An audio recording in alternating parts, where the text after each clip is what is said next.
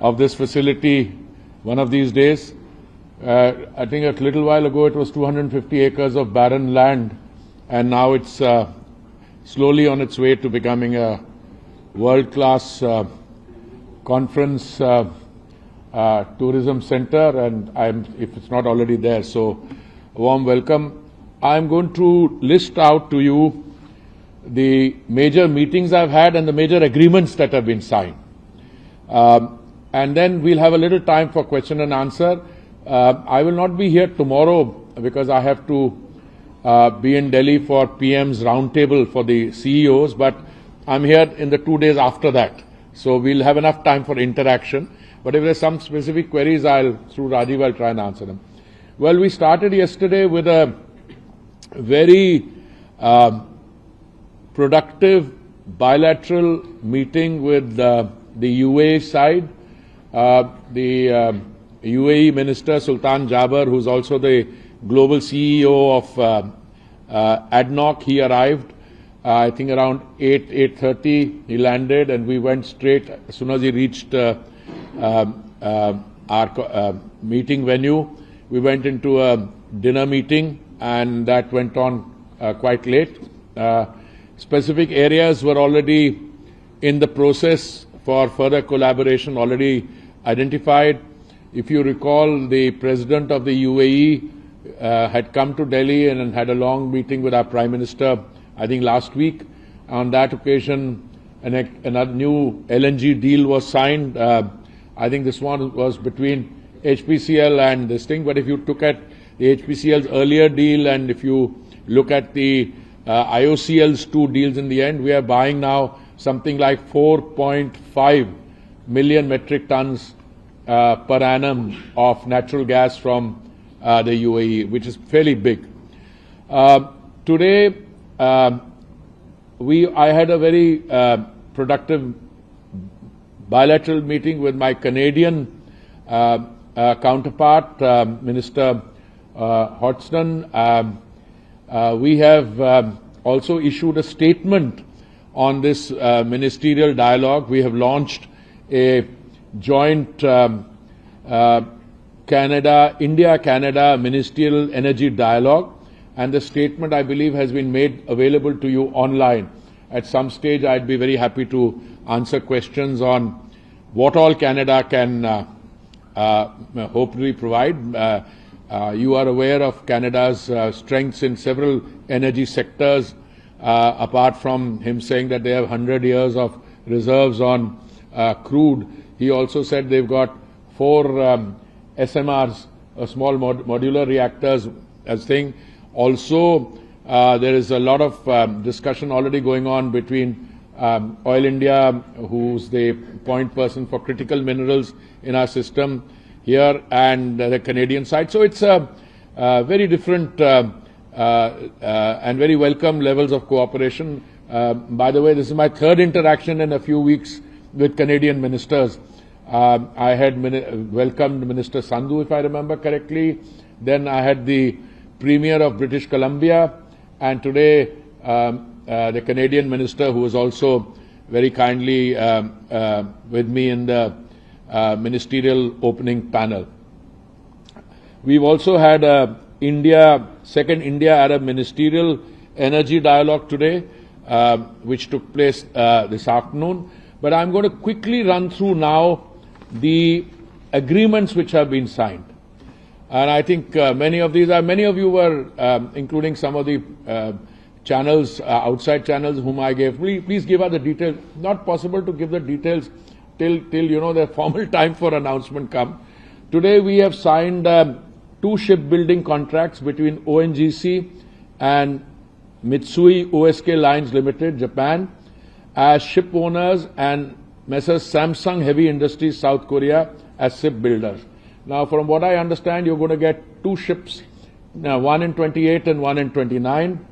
Then BPCL and Petrobras have signed a term contract for crude oil. This is renewal of crude oil supply from between BPCL and Petrobras of Brazil for fiscal year 26-27. The term contract of 12 million barrels of Brazilian crude is valued around $780 million US. This will ensure diversification of crude oil supply and also contribute to our energy security. We have also signed, IOCL has signed MOUs with ONGC, Petronet, and with ONGC, Oil India also, for the construction of CBG plants. This is a total of what, 8 or 9 plants? 13 plants, yeah. Then, in addition to that, GAIL and K-Line and JM Bakshi Marine Services have entered into a term sheet for equity in a shipping company. Now, for those of you who are not familiar with this, what this language is, term sheet for this thing, what my colleague, the ONGC chairman, says, this is actually well on the way to being a contract. It's not a MOU or a letter of intent.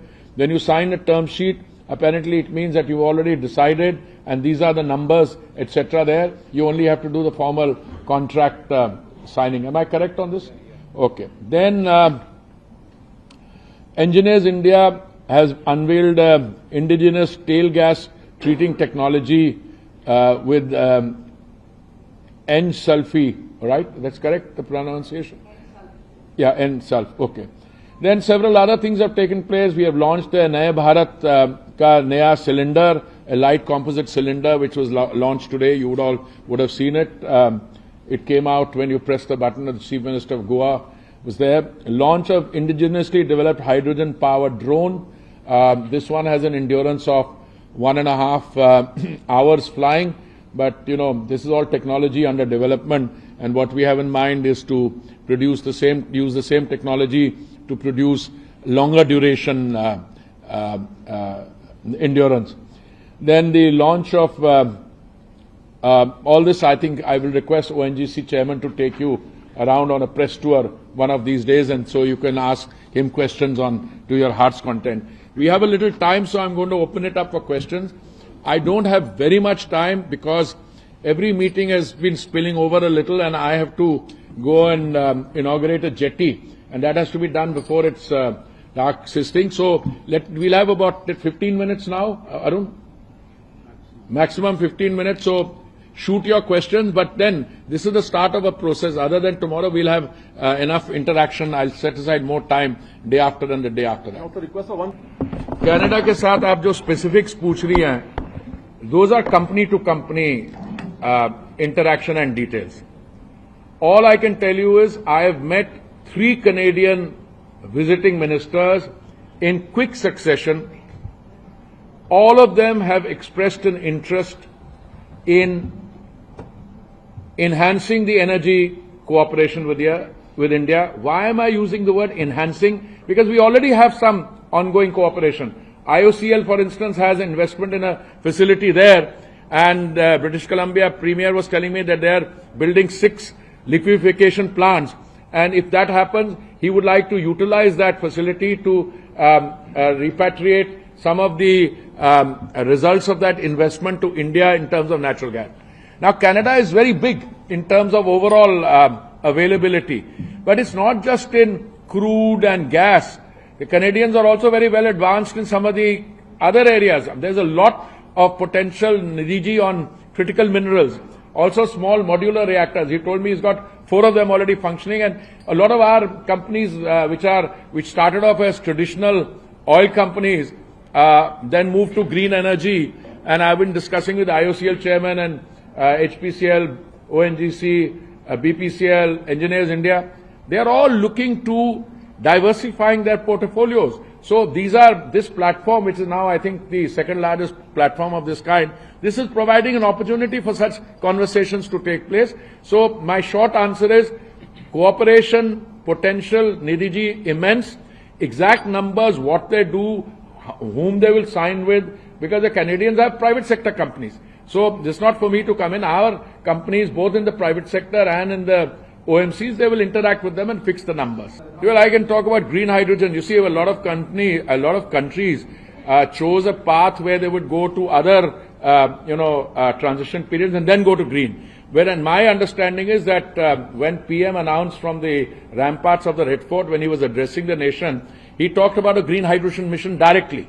And I recall there were 2-3 components to that. One is that the government's own pursuance of green hydrogen was, I think, segmented into 6 different ministries. Petroleum and natural gas was one of them. I should like to think, but since I am the Petroleum and Natural Gas Minister, that our ministry has really made remarkable progress on that. I mean, we have done 2 or 3 things. IOCL has produced a green hydrogen fuel cell bus on which I have been visiting dignitaries around Delhi. When the Bhutan Prime Minister came, we took him. One of those buses is on display here. Today they were displaying green hydrogen fuel cell, those golf carts, a drone powered by a green hydrogen. But I think the more remarkable thing is that we not only had the 6 ministries or 6 government department demarcation, we also introduced a PLI scheme, I think 19,700 crores, out of which we were able to get money for electrolyzer manufacturers, and that's been, I think, fully exhausted, the PLI scheme on the electrolyzer part. Secondly, I think we have succeeded in bringing the cost of green hydrogen down. I share with you very frankly, when I first had a conversation with the American Energy Secretary, Jennifer Greenhalgh, she talked, and this is very new when I was in 2021, she talked about 1 for 1 for 1. What she meant was 1 kilo of green hydrogen for $1 in a period of 10 years. Now that seemed a long haul, because when I looked around the world, I found that the cheapest rate on 1 kilo of green hydrogen was something like $5.43, which was somewhere where in Australia somebody had got it. So we issued, we took that up as a challenge. We issued 3 tenders, and we have brought the price down from $5.53. There was one 10 KTPA green hydrogen tender issued by IOCL. Then there was 5 KTPA by BPCL, 5 KTPA by HPCL, and we have succeeded in bringing the cost to less than $4 a kilogram. Now, it is less than 4, which is between 3 and 4. My sense is that if we can bring it down to below 3, if it comes to 2, 2.5, since we spend $150 billion of money on imports of energy, there will be a public policy pressure saying you shift to green hydrogen, because your buses on green hydrogen will just produce water vapor in the air. So it's a very good journey. One of the tenders, I think, was won by L&T. Another one was by an Abu Dhabi-based company. But what assures me, since it's come below $4, $3 to $4, is that we have the capacity, thanks to our energy infrastructure and our commitment to green hydrogen, to expand, replicate and scale this up. So therefore, I'm hoping that the target that we have of 5 million metric tons by 2030 is not only achievable, it might appear conservative. But meanwhile, some of our companies are actively selling green ammonia to Unipar in Germany, to the Singaporeans, and they have brought the cost down to less than 51,000 rupees a kilogram, one of the lowest costs of green ammonium in globally. So I think I've tried to, as best to answer your question. I don't want to compare it with what other countries do. Partly as a minister, I'm not going to say, well, I'll tell you frankly, I think green hydrogen and green ammonium, green hydrogen in particular, lends itself for success in a country like India. Why do I say that? You have a large population base, you have a growing energy demand, you have local demand, local production and local consumption. In this in particular, some of our facilities which use, what is that called, that pump storage. Whereas you take water up to 2,500 feet, drop it, generate energy, it gets stored in this thing, so at night when you don't have solar energy, you can utilize that, and that water keeps getting recycled. So I think it's a success. I think the prices of, when I see the prices that they've contracted, I think in the times to come, prices will come even more down. Listen, this was in the works. I welcome this conclusion of the negotiations on the India-EU free trade agreement. today when the Honorable Prime Minister, in his inaugural address, I hope you all were there, otherwise he referred to it also. And he referred to mother of all deals, which was a characterization which was actually given by the European side. And all I'm saying is, European Union, even when I was a young first secretary, part of our trade delegation to the GATT, predecessor of WTO, it had 40-45% of global trade the EU accounted for. EU has meanwhile become bigger. It's 27 countries. And I can tell you that if you look at overall global trade volume, if you look at overall global trade value, it's very high, 25%, 35%.